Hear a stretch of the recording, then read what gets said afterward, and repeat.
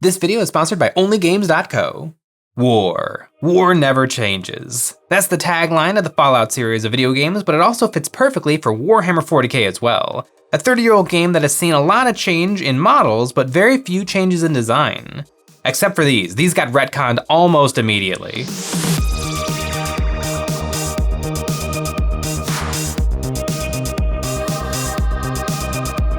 Hey guys, Jay here, welcome to Eons of Battle. You are watching this video, which means you probably like Warhammer. And if you like Warhammer, you probably like Dreadnoughts. How do I know this? Because it seems like most of what Games Workshop sells is Dreadnoughts.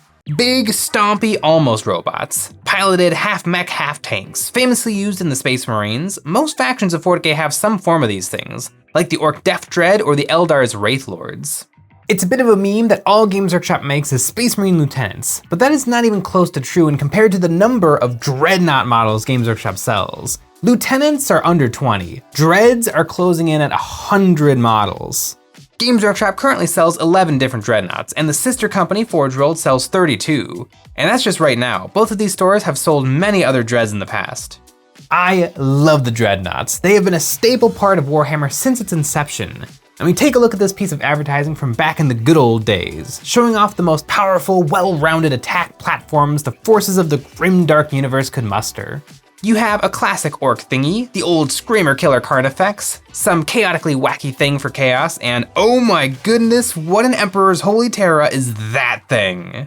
It looks like if Mr. Peanut went cyberpunk. It looks like if Mr. Potato Head decided he would make a better space explorer than Buzz Lightyear. It looks like if your Tamagotchi came to life and decided to enact revenge for forgetting to feed it. It looks like the perfect nemesis for Robbie the Robot. It just looks really bad. And I have two of them because I'm a ridiculous completionist. This model barely exists in the history of Warhammer. There is almost no art for these things, just one image trying to make this look cool and one image of one of these things sauntering by in the background.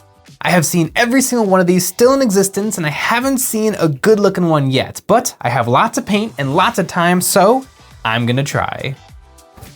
Let me show you guys in detail the ridiculousness of these Rogue Trader Dreadnoughts. It feels like Games Workshop was really taking inspiration from 90s action figure design. If these were plastic parts, I bet they would snap right into place and swivel. Now the casting looks pretty bad, and I've come to expect that a little from these old models, but here on his crotch, the part looks a little melted. It's possible these are recast, but then again, who would recast this? It's kind of smart how they did these off-kilter shoulder joints, although really, it doesn't make for the most imposing of models. These models are very old and don't look like anything from Warhammer 40,000, so, I'm gonna try doing some cool basing.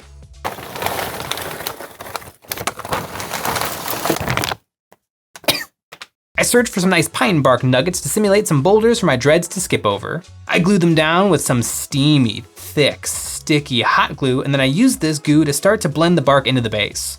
With so much goo on these bases, I didn't have to use nearly as much milliput to finish them off. I covered the milliput with wood glue and sprinkled on some coarse and fine-grained sand to represent the earth between the jagged rocks. Now this little guy is missing an arm, and I don't have a lot of Rogue Trader bits laying around, but I do have an old metal sponson off of a Lehman Russ, and it's lead, so that ought to do the trick. I pinned the plasma to the top of the sponson instead of the side, and then I pinned it right to the side of the dread. Now with my models built and based, it was time to prime the minis black. I did a zenithal with white paint. These will be Black Templar dreads, but I still want those crisp highlights the zenithal gives me. Now it was time to make another goo. I mixed together a 50-50 mix of some contrast Black Templar and Nuln Oil with just a drop or two of Leviathan Blue to add a splash of color. I glooped this all over the models. Then once it was dry, I dry brushed the models with some light gray. I've done the three processes that really bring out the detail in a sculpt: a nice zenithal, a wash, and then a dry brush. And so now I can see everything. And you know what? These models are pretty bad. The sculpt, holy moly, those sculpts. I mean, there's something to it, and there's some spots on here that genuinely look kinda cool.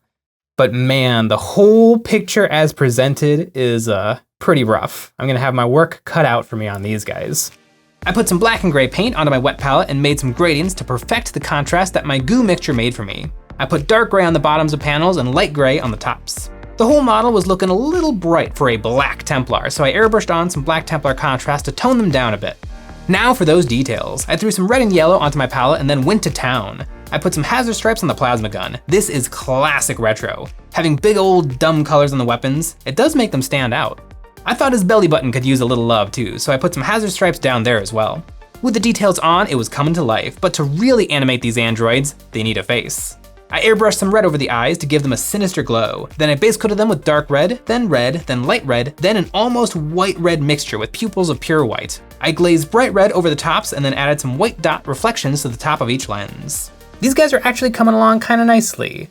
Now, the next thing is to put on that iconic smile. I mean, everything on these guys is iconic, but I would say the most iconic thing, you'll see it in almost every picture the Games Workshop ever made of these guys, is that toothy grin. It's tricky because there's already details on the face. I just have to paint right over them. I base coated with white paint and then carefully painted a black zigzag. The brush wanted to fall into the recesses and shapes, but after some trial and error, I got it pretty close.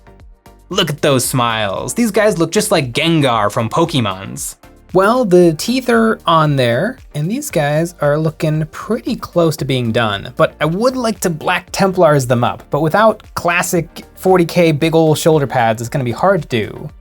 But I might be able to get a decal on there. I slopped some gloss paint over the smooth sides of their heads. This is really the only spot I could think of to fit some Black Templar symbols.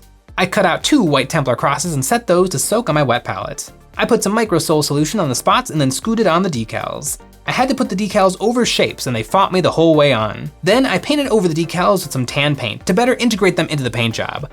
I find if I don't do this, they look a lot more like stickers than something genuinely painted onto the armor. The Templar cross is pretty simple, one shape, one color. And you know what else is pretty simple? Buying models with our sponsor, OnlyGames.co. OnlyGames.co is the manufacturing arm of the ever-popular My Mini Factory, with more than 10,000 unique miniatures in their catalog. Mini model designers can upload their models for free to OnlyGames.co, allowing their customers to scroll through thousands of exquisite miniatures and pick the sculpts that speak to them. Once an order is placed, those marvelous models will go from ones and zeros on a computer screen to a finished mini in under 5 days and then shipped right to your door. They sent me a little care package to take a look at the quality of their prints. Here we have a Grimguard marksman from Station Forge printed in lovely gray resin, and it looks perfect. And here's a wild example of OnlyGames.co's full color printing. Here we have the Mummified King from One Page Rules. Right out of the clam pack, it is more than ready for the tabletop. OnlyGames.co is committed to helping the indie mini community with quality customizable packaging and a generous 90-10 split, with most of the profits going to the original artist behind these minis. Follow the link in the description below to visit OnlyGames.co and at checkout enter the code EonsOfBattle MMF15 to get 15% off your order of printed, powerful, pleasing, proper premium miniatures today. I always love getting to paint plasma guns. I dry brushed some silver over the weapon, then I dry brushed on some blue paint to add a bit of a glow. I put water over the pipes and then drew a fine line of dark blue. Then more water and another line of blue. After that, you guessed it, more water and a light blue. All that water helps the paint flow really nicely into the ribbing. I know some of you were triggered by this undrilled barrel, but I did it for a reason, and that was to paint over the barrel to show the glowing plasma within. Now the model is ready for some base paint. I airbrushed on some watered down earth, letting it splash onto the feet to make them look like they've been trekking around a dusty landscape for a while. Then I dry brushed a gray to bring out the texture of the sand and wood chips, and to desaturate the ground. I want this to be a desolate environment. I dry brushed white paint over the wood chips to give them a little extra pop.